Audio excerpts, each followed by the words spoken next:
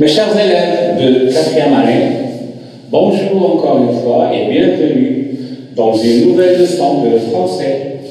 Pour cette séance, j'ai choisi pour vous une leçon de grammaire et dans laquelle nous allons parler du GNS.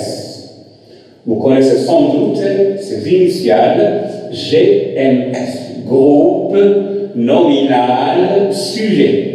Le groupe nominal sujet. Mais tout d'abord, il faut définir, il faut donner une définition. Qu'est-ce que ça veut dire un groupe nominal?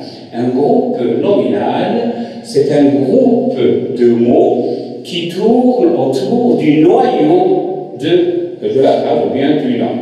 Un groupe nominal, c'est un groupe de mots qui tournent autour du nom, que ce soit les déterminants, les adjectifs, les compléments de nom, etc.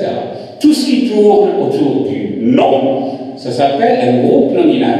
Et le S, ça veut dire le sujet. Là, on parle de la fonction, du rôle de ce groupe nominal sujet. D'accord? Alors, pour démarrer notre leçon, j'ai présenté 3 petites phrases et je vais les lire et étudier. Les vaches paissent dans le pré. Le verbe paître.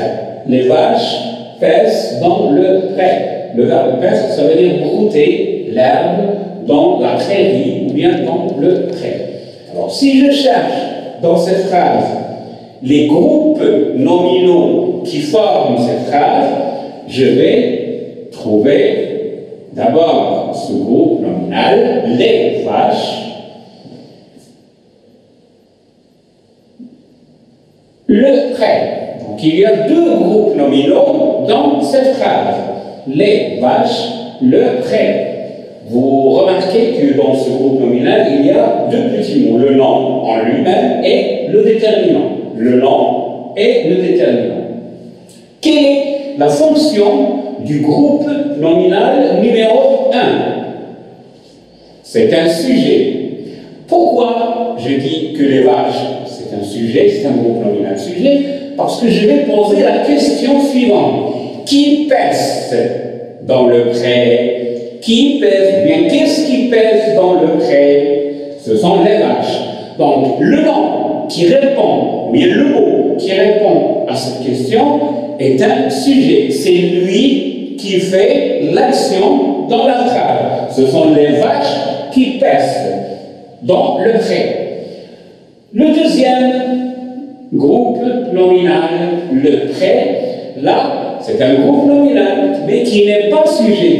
C'est un groupe nominal qui a pour fonction complément circonstanciel de lieu. Les vaches pèsent où? Les vaches pèsent dans le pré. Donc ce n'est pas un sujet. On regarde la deuxième phrase. Aujourd'hui, un bébé est né. Aujourd'hui, un bébé est né. Alors, j'encadre le groupe nominal, un bébé, et vous remarquez qu'il y a 2 petits mots, le déterminant et le nom lui-même. Alors, à votre avis, quelle est la fonction de ce que j'ai encadré? C'est un groupe nominal, puisqu'il y a un nom. Qui est-ce qu'il est? Qui répond à la question, c'est le sujet. Aujourd'hui, un bébé est né. Aujourd'hui, qui est-ce qui est? C'est un bébé. Donc, bébé, c'est un groupe nominal sujet. C'est lui qui fait l'action, c'est lui qui est né. Aujourd'hui est né un bébé. Je crois qu'il n'y a pas de différence entre les 2 phrases. Regardez bien. Il y a les mêmes mots, mais il y a un petit changement dans la place du sujet. Là, le sujet est placé avant le verbe. Et là, le sujet est placé après le verbe. Aujourd'hui est né un bébé. Et c'est une phrase correcte, en langue française, bien sûr. Alors, récapitulons. Le groupe nominal sujet, c'est un groupe de mots qui tournent autour d'un nom.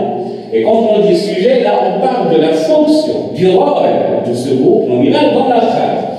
Un groupe nominal sujet peut être, rappelez-vous, il peut être un nom commun, des vaches, un bébé, le prêt, etc.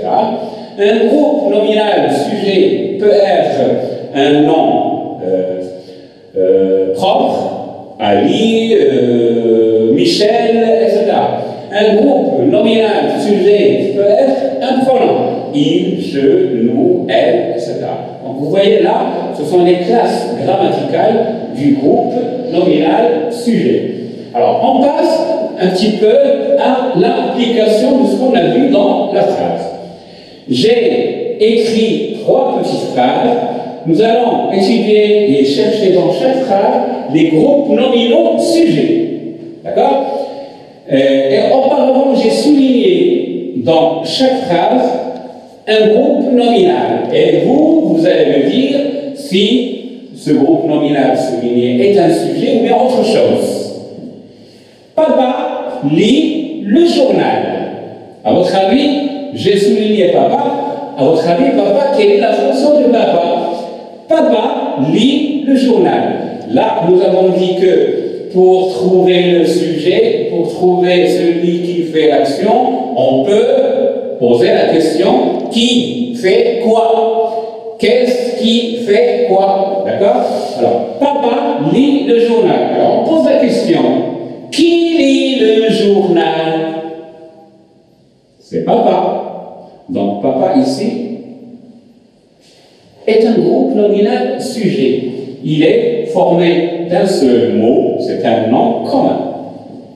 Elle a cueilli un beau bouquet de fleurs. Vous voyez, j'ai souligné tout un groupe nominal. Et vous allez me dire si c'est un sujet ou bien autre chose. Un beau bouquet de fleurs. Le noyau, c'est le nom, fleur. Pardon, c'est le nom bouquet. Un beau bouquet de fleurs. Fleur ici, c'est un complément de bouquet.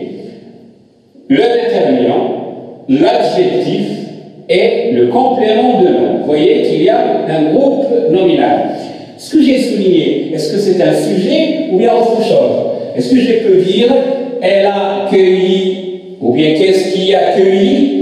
C'est les fleurs ou bien le bouquet qui a cueilli elle ou bien c'est elle qui a cueilli le bouquet? Donc là, ce n'est pas un sujet, c'est un complément d'objet direct. Un complément d'objet direct. Le sujet, le voilà, c'est un pronom personnel. Le train transporte les voyageurs. Dans cette phrase, j'ai souligné 2 groupes nominaux. Le premier, le train. Le deuxième, les voyageurs. À votre avis, qui fait quoi? Qui transporte les voyageurs? Qui transporte les voyageurs? C'est le train. Donc, le train, c'est un sujet.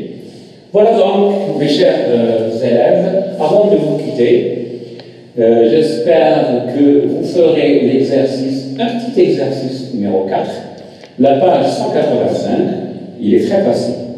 Et bien sûr, comme d'habitude, écrire la règle sur le cahier de notes. Au revoir et à bientôt.